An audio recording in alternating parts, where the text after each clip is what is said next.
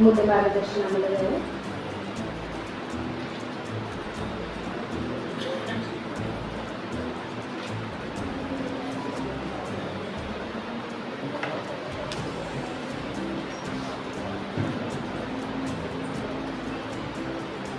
तथागत सगळ्यात संबोधन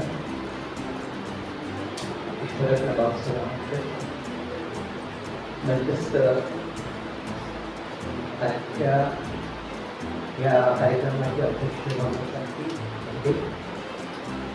आणि हे जे पुस्तक स्पॉन्सर केलं दोघांचे परिवार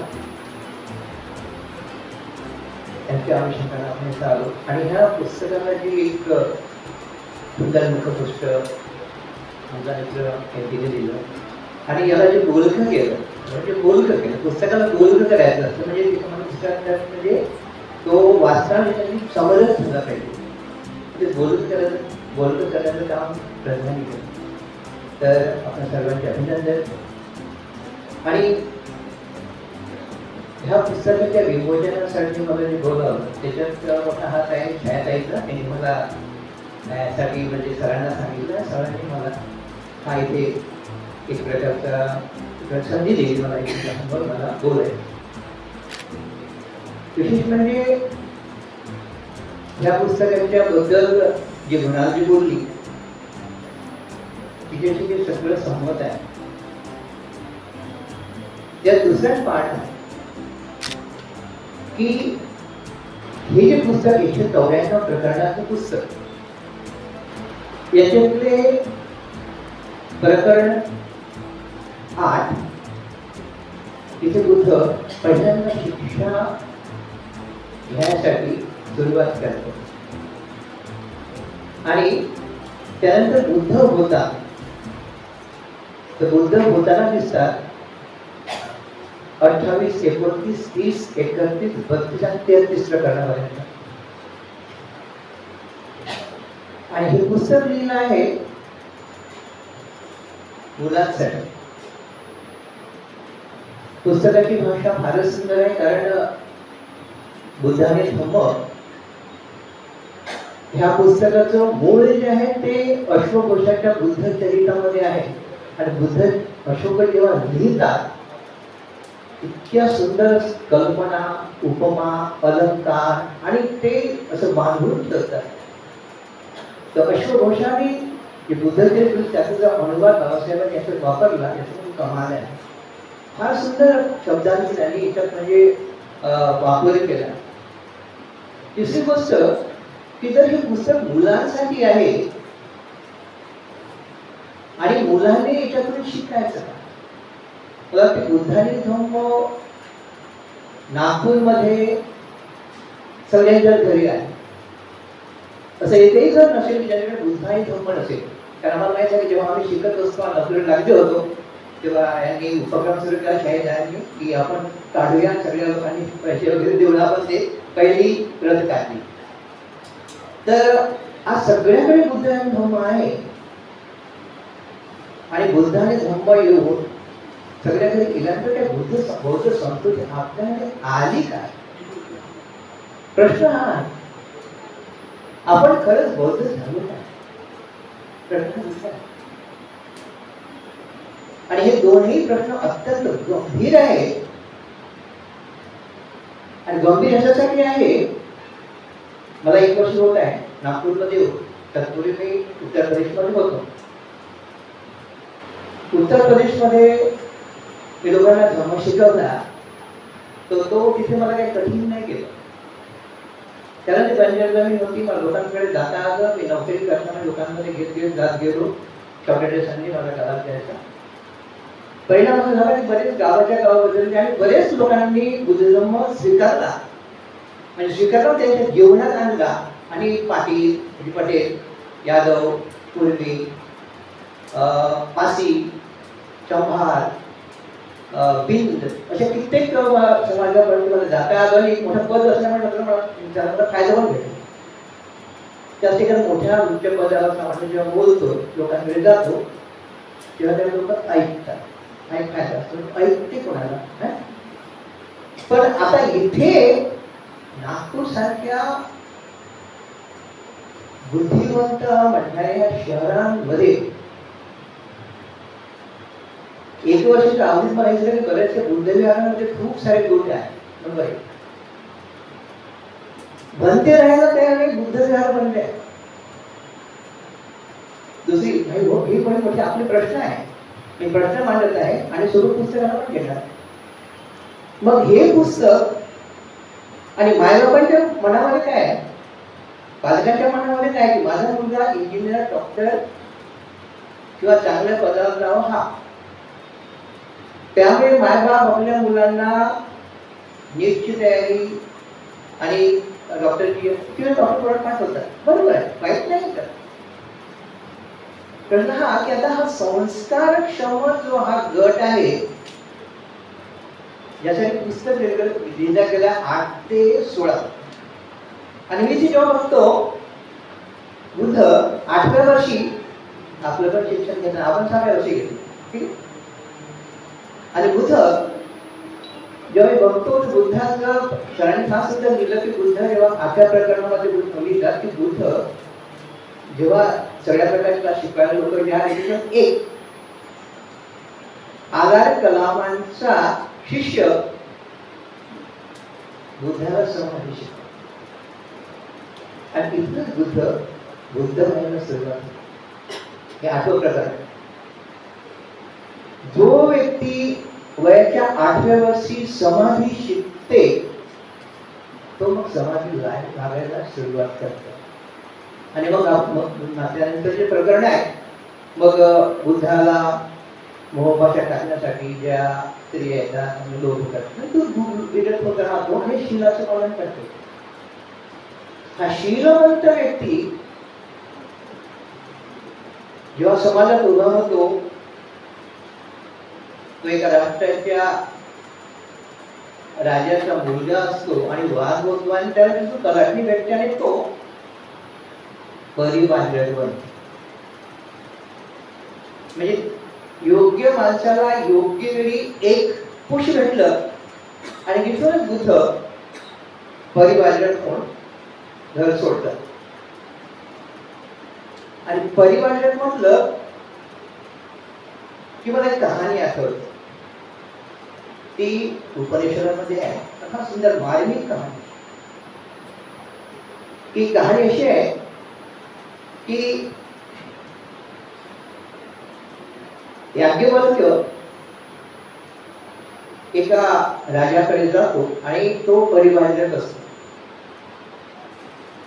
आणि तो अधिक बोलत नाही. जेवण दिल्यानंतर त्याला राजा विचारते, मुनिवर मला काहीतरी प्रश्न विचारायचे. मग ते मॅक्झिमम 4, कमीत कमी 1. ठीक आहे. तर ते म्हणतात, तो राजा विचारतो की मुनिवर ही चेतना कुठून मिळते. म्हणजे चेतना त्या सूर्यापासून मिळते. ते सूर्य नसल्याने चेतना कुठून मिळते. चंद्रापासून मिळते. चंद्रही नसला तर चेतना कुठून घेणार. तर तो म्हणते तुम्ही चांदण्यापासून घेणार. चांदणही नसलं तर चेतना कुठून घेणार. अग्नी जर विझली तर चेतना कुठून घेणार. तेव्हा तो म्हणतो मौन साधना. आणि मौन म्हटलं की तो मुनी झाला. आणि गाथेमध्ये पण आलाय कायामुनी, वाचामुनी, चेतोमुनी, सवनासव. हे आहे मौनचं सर्वात मोठं असं म्हणजे फायदा. मौन राहायचं. आपण आचरण करतो काय. तुम्ही सगळ्यांना तुम्ही बसवान सुखात प्रश्न विचारा, आपण आचरण करतो काय. 5 शिलाचं पालन करतो काय. बाकी लोकांना विचारा की तुम्ही 10 शिलाचं पालन करता काय. विचारा. तत्व विचारावं लागेल. कारण ही आपली आता काळाची गरज झाली आहे. जर तुम्हाला बुद्ध धर्म टिकवायचा असेल तर तुमच्याकडे बुद्धाच्या मूर्त्या खूप मूर्त्या आल्या, एका काय काय तरी 4-4, 5-5, 10 मूर्त्या वेगवेगळ्या प्रकारच्या, घरोघरी म्हणजे खूप लागल्याच नाही, खूप मूर्त्या लागल्या. बुद्ध कुठे दिसत नाही. हा, मला थोडं वाईट वाटते, असं व्हायला नको. कारण असं जर झालं तर ह्या पुस्तकाचं काही एक फरक परत का होईल की एक पुस्तक आलं दुसरं परत आलं. तुम्ही किती द्या ना रोहितवार सर, आम्ही तसेच, आम्हाला काय फरक पडणार. तुम्ही आपला ह्या वयातही इतका म्हणजे मेहनत करून लोकांसमोर तुम्ही तुमचं दायित्व निभवा, तुमचं कष्ट घ्या, काही घ्या, आम्ही नाही बदलणार. मग कसं? पण आम्ही बदललो पाहिजे, मग तुम्हाला बदलावं लागेल. तुम्ही बदलाल तर तुमचे मुलं बदलतील, आणि मुलं बदलवताना तुम्हाला ह्या प्रोसेस करून जावं लागेल. इतकं सोपं नाही आहे.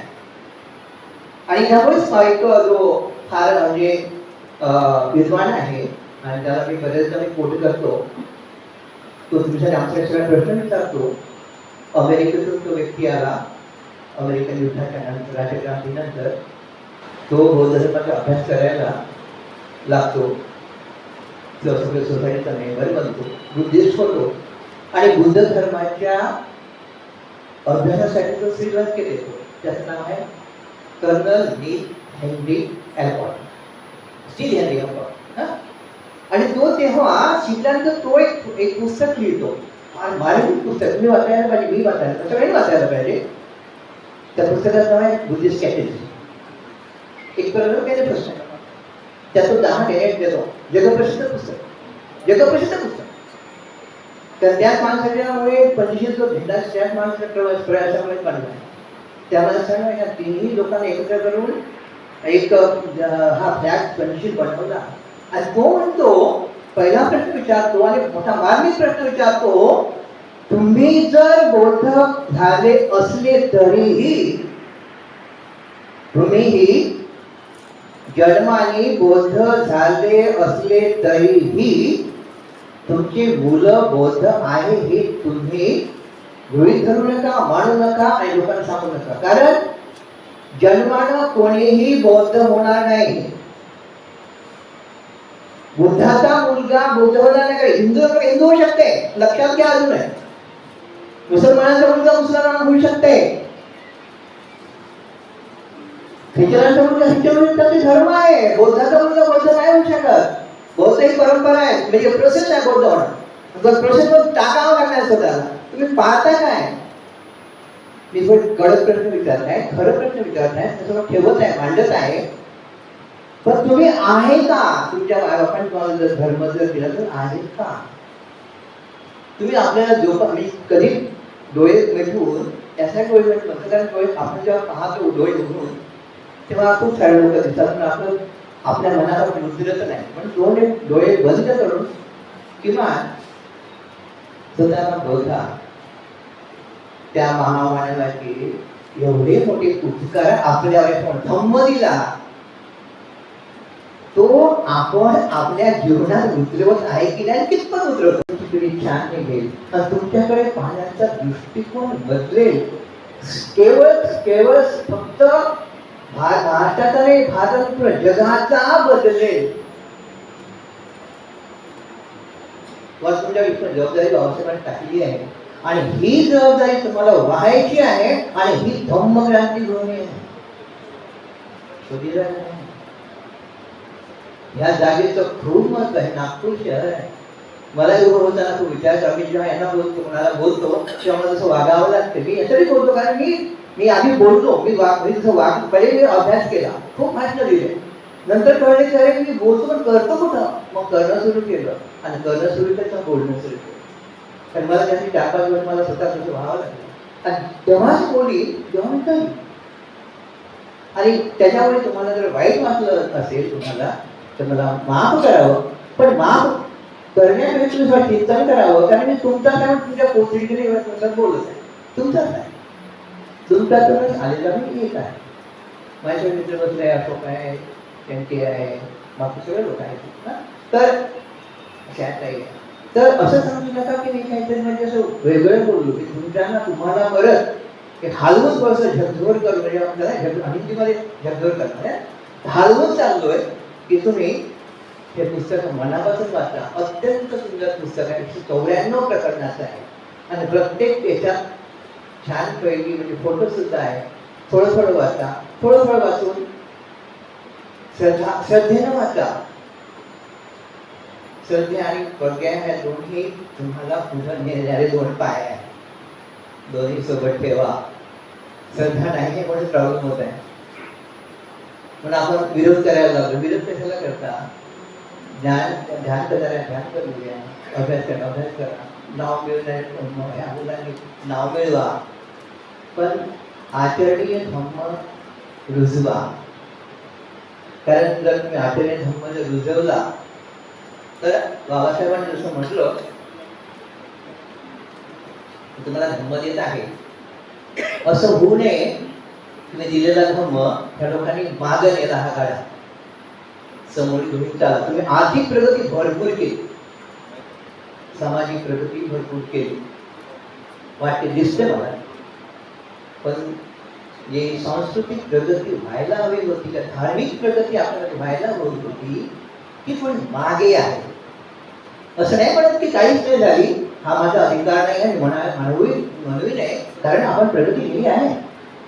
पण आपल्याला समोर नेण्यासाठी कुठेतरी कोणीतरी बोललं पाहिजे, कोणीतरी म्हटलं पाहिजे, ह्या विचाराने मी बोलत आहे.